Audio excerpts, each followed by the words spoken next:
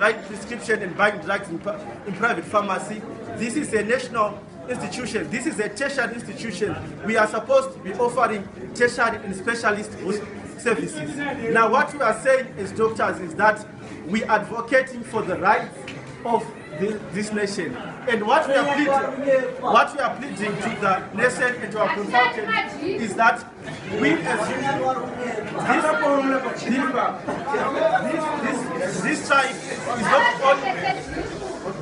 this strike is not only consists of junior doctors. There are middle level doctors like myself. There are even consultants. One thing that we want to make it clear to the nation of Zimbabwe, there is nothing like junior doctors.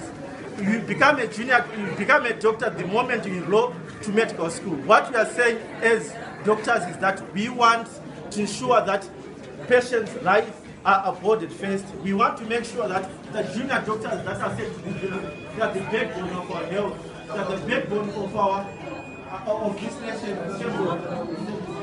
So right now, I think I'm going to hand over to another person who's going to come and deliver a solidarity message.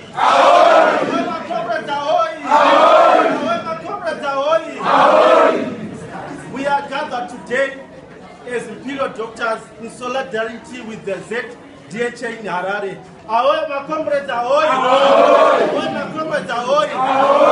We have got one message, and that message is going to the patients and to the nation of Zimbabwe.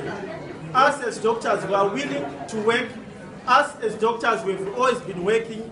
Us as doctors, we will continue to be working. However, comrades, what we are saying as doctors, there is advocacy number one. However, comrades, advocating for the rights of Zimbabwe. However, comrades, advocating for the rights of our patients. However, comrades, advocating for the rights of the doctors. However, comrades, of Zimbabwe. However,